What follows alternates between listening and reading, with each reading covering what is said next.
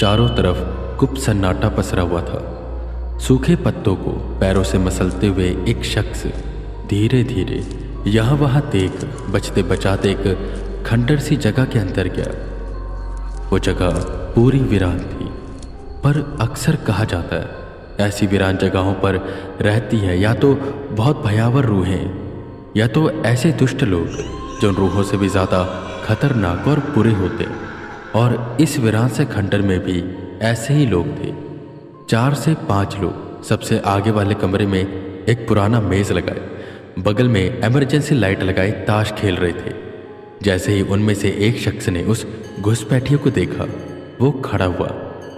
आधी फटी pant, shirt के ऊपर के 2 बटन खुले हुए थे, गले में बंधा रुमाल और मुंह में भरा गुटखा ये साफ साफ जाहिर कर रहा था कि कोई शरीफ आदमी तो नहीं है।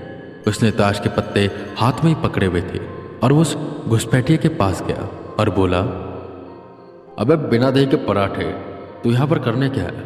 शरीफों की बस्ती नहीं है ये, समझा? चल फुट ले यहाँ से।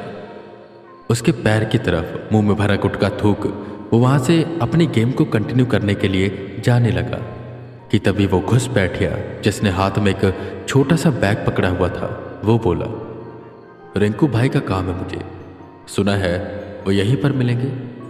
ये सुन वो पांचों खड़े हुए और उस घुसपैठिए को अच्छे से देखने लगे। कपड़े तो ठीक ठाक ही पहने हुए थे उसने और देखने में लग नहीं रहा था कि वो कोई गुंडा है। खैर वो गुंडा वापस से उसके पास आया और उसने पूछा, रिंकू भाई तू उन्हें कैसे जानता है? किसने बताया तुझे उनके बारे में? बता मुझे। जिस पर वो घुसपैठिया हल्का सा मुस्कुराया और बोला, सिमोली ने मुझे इस पते के बारे में बताया था। एक डील हुई है सामान को लेकर और जिसने डील की है उसी ने ये सामान लेकर मुझे यहाँ पर भेजा। उसने कहा था कि मैं इस पते पर आ जाऊँ और रिंकू भाई के बारे में पूछूँ तो मुझे रिंकू भाई मिल जाएंगे। सुना है कि वो ऐसे सामान के शौकीन है, खरीद लेंगे। और हाँ, मेरा नाम टीपू है, तो तुम मुझे टीपू कहकर बात कर सकते हो, समझे? चल अब रिंकू भाई के पास लेकर जा, मुझे और भी काफ़ी काम है। जिस पर वो गुंडा टीपू को इशारा करता है उसके पीछे आने का और एक कमरा और छोड़कर वो पहुंच जाते हैं उस वीरान से घर के सबसे पिछले कमरे में, जिसके द्वार पर बस पर्दा लगा हुआ था। भाई कोई आया है, कह रहा सिमोली ने आपके पास भेजा, कुछ लेकर आया। कह रहा है इसे आप एक नज़र में देखोगे तो खरीद लोगे। पता नहीं ऐसी क्या चीज़ है, ज़रा आओ तो 2 मिनट। ये सुन अंदर बैठा वो शख्स रिंकू अपने बगल में लेटी 2 लड़कियों को उठाता है और वहाँ से जाने को कहता है। अपने कपड़े पहन वो पर्दे से बाहर आया और बोला, किसने भेजा? सिम्मू ने। साला हर चीज़ गलत वक्त पर करता है, ये तो पैदा भी गलत वक्त पर हो गया था। यार चल अब आ ही गया तो देख ही लेते। मज़ा किरकिरा कर दिया, पर हो सकता है इसके पास सामान ऐसा हो जिससे और भी मज़ा आए। हाँ तो तू है वो, चल दिखा क्या सामान है, पर सामान दिखाने से पहले सोच ले। ये चीज़ अगर मुझे पसंद नहीं आई तो अगली बार तू मेरे बगल में लेटा होगा, समझा? मेरे अंदाज और मेरे मिजाज दोनों ही काफ़ी खास है। अपनी दाढ़ी पर हाथ मारते हुए वो रिंकू कहता है। जिस पर टीपू वो बैग खोलता है तो उसमें से हल्का हल्का नीले रंग की चमकती एक रोशनी निकलती है, जिसे गौर से देखने से पता चलता है कि वो एक सींग है। टीपू उस सींग को रिंकू को दिखाता है। रिंकू भाई ये असली सींग है। वो जो बड़ी बाजार का डीलर है ना, वो शॉन्टी, उसने इस पर थप्पा लगाकर भेजा और बताया कि बहुत ही कीमती माल है। उसने इसके 10 लाख मांगे, पर भाई मैं रिस्क लेकर यहाँ तक आया हूँ तो सामान का मुझे भी कुछ मिलना चाहिए। टीपू के चेहरे पर शैतानी सी मुस्कान आई। रिंकू ने वो सींग पकड़ा और अच्छे से उसे देखा, और अच्छे से देखने के बाद उसके चेहरे पर भी एक लंबी सी मुस्कान आई, जिससे उसके मुंह के अंदर का छुपा सोने का दांत भी नजर आने लगा। कमाल है, ये तो कुदरत का एक अद्भुत निर्माण है, इसे तो मैं लूंगा ही। और कितना मांगा था उस शॉन्टी ने? 10 ना, और तुझे भी चाहिए ना? ठीक है, सुन सोनू, तू जा और इसे 15 लाख दे दे। 10 लाख शॉन्टी का और 5 लाख तेरा, और इसकी वीडियो वगैरह बना, और ये सारे वीडियो दुबई की वो पार्टी है ना शेख की, उसे भेज दे। बोल 1 करोड़ का है। मैं तो जा रहा हूँ वापस अपनी छमियों के पास, अब मुझे डिस्टर्ब नहीं करना, समझा?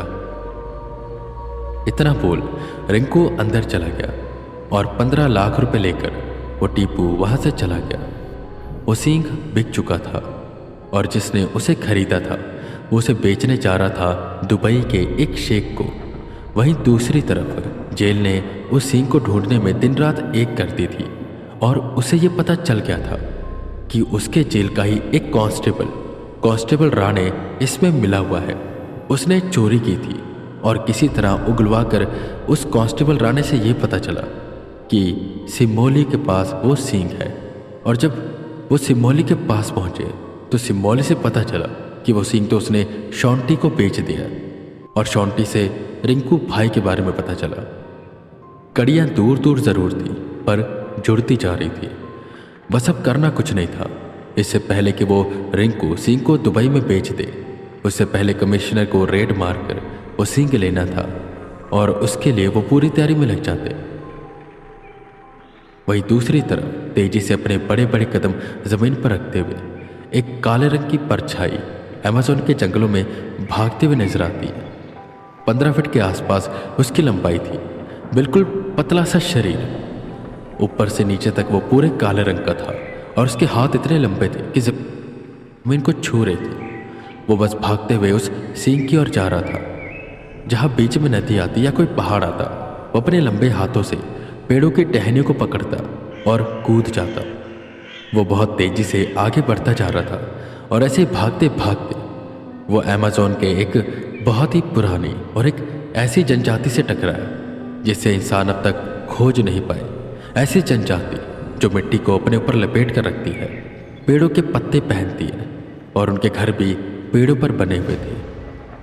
जैसे ही उस एंटिटी ने एक ऐसे पेड़ को पकड़ा जिस पर उन आदिवासियों का घर था, तो सीधा उन आदिवासियों ने उस एंटिटी पर हमला कर दिया। वो भाले मारकर, पत्थर मारकर उस एंटिटी को नीचे गिराते। वो सारे आदिवासी उसे पकड़कर मारने के लिए लेकर जाने लगे, पर वो एंटिटी एक एक आदिवासियों को अपने लंबे लंबे हाथों से पकड़ खींच खींच कर मारने लगी और खाने लगी। वैसे वो देखने में पूरे काले रंग का था, पर जैसे ही आदिवासियों को वो उठाता और अपने मुंह के पास लाता तो उसी काले सी परछाई में से, जैसे कीचड़ में से कुछ बाहर निकले, वैसे मुंह बाहर आता जो पूरा खुल जाता और उस मुंह के अंदर लाखों तीखे दांत होते जो एक ही बार में पूरे इंसान को खा लेते। और ऐसे करके वो पूरे आदिवासियों को खा गया और उनको खाने के बाद वो और भी ज़्यादा ताकतवर हो गया और तेजी से भागते हुए उस दिशा की ओर जाने लगा जहाँ पर वो सींग था, यानी कि भारत में नागपुर के एक वीरान सी जगह पर। और उसी जगह पर नज़र रखी हुई थी पुलिस वालों ने भी। जेलर ने तो फ़ोन करके एजेंट वी को भी बता दिया था कि वो सींग मिल चुका है और वो प्रेसिडेंट और वाइस प्रेसिडेंट को लेकर वहाँ पर आ जाए ताकि वो सबके सामने वेदांत के चेहरे पर वो सींग फेंक कर मार सके, क्योंकि वेदांत ने कमिश्नर की, जेलर की और उस इंस्पेक्टर की बेइज्जती की थी। पर वो ये नहीं जानते थे कि वो सींग लेने के लिए सिर्फ वही नहीं बल्कि हवा से बातें करते हुए एक एंटिटी भी आ रही है। पर यह था कि वो दूर है और सवाल ये था कि क्या जब तक वेदा सींग तक पहुंचेंगे वो दूर रहेगा या वो वेदा के पहुंचने से पहले ही उस सींग को लेकर चला जाएगा।